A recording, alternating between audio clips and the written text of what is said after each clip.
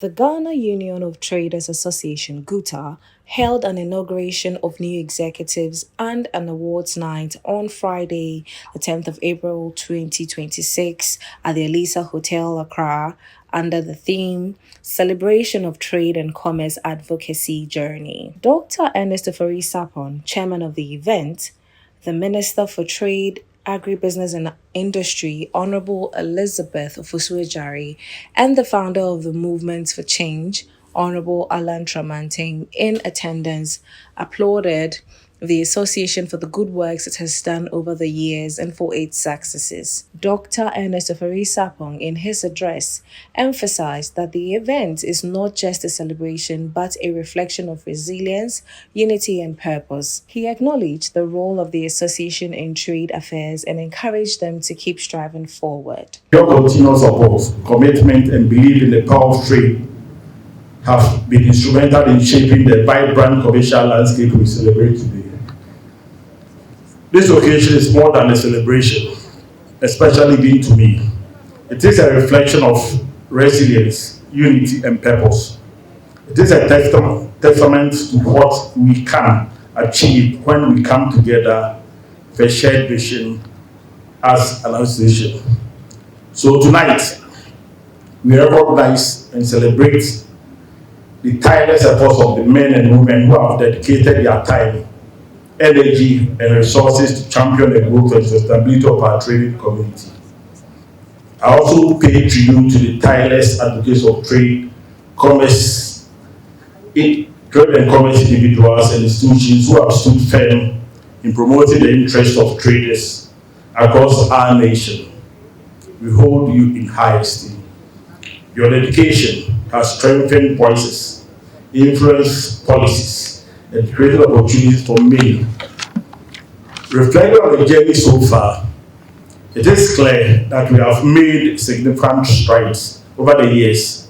We have seen remarkable progress in trade and commerce advocacy in Ghana, from improved organization within trade groups to stronger engagements with policymakers, Ghana, and for that matter, government as the primary policymaker, to influencing policies that support small and medium enterprises. The impact has been very, very, very significant. Honorable Alan Tramanting, speaking at the gathering, encouraged the heads and members of the association to put in efforts to build a GUTA bank. He explained that this will serve as an avenue for traders to receive financial support for expansion and also to grow themselves. Made it clear that the lifeblood of any business is cash. You need capital to be able to finance any commercial trading enterprise.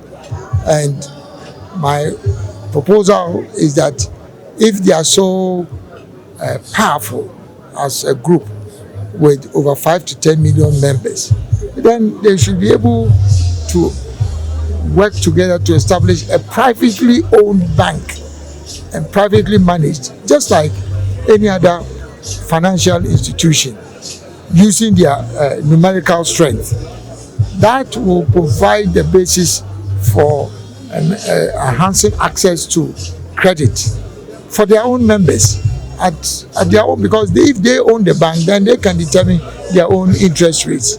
So I was particularly interested in that because that is what their members are looking for. Access to affordable credit. And if there are that many, then they don't even need to go to any other financial institution. Between themselves, they can establish a very strong, powerful financial institution. The immediate past president, Dr. Joseph Obing, explained that the introduction of artificial intelligence (AI) as an evaluation tool and determiner in the trade sector is not a good idea. The government is doing its bit to help, and that's why we gave government the award. The president himself, we have given an award to him for creating the enabling environment for businesses to thrive, and there's no doubt about that. You know, everybody is praising him for making a dollar coming down and all that. We've said it. But the truth of the matter is that we cannot do this and then we negate it with policies that is not going to help the trading community, especially with regard to the AI policy that the government is bringing to bear. It's not going to help anybody because traders can simply not afford the duty raise that will come. This thing is a benchmark policy. It's in the line of benchmark policy. They bring something, a policy that will create reference rates and benchmark rates and all that. We've been here before. And it's not going to help us when we continue to, and especially when it's completely illegitimate. The WTO rules for transactional values. This AI, what is AI? To determine what a transactional value is, it's illegitimate and exhaustive, and government should not consider going there at all. It's not going to help anybody, and so we are not going to sit down for government to push what is illegality on us. So we have to think through that policy again. It's not going to help. So it's true, government have done well, like we've honored government in that regard, but it shouldn't be that government do create the enabling environment, bringing down inflation, bringing down interest rates and all that, and then negate it with one policy, the AI and all that, to make cost of doing business extremely very high in this country, especially when it is also not even legitimate. Key speakers at the event encourage unity and continuous progress amongst members even as they strive to make GUTA stronger and well established.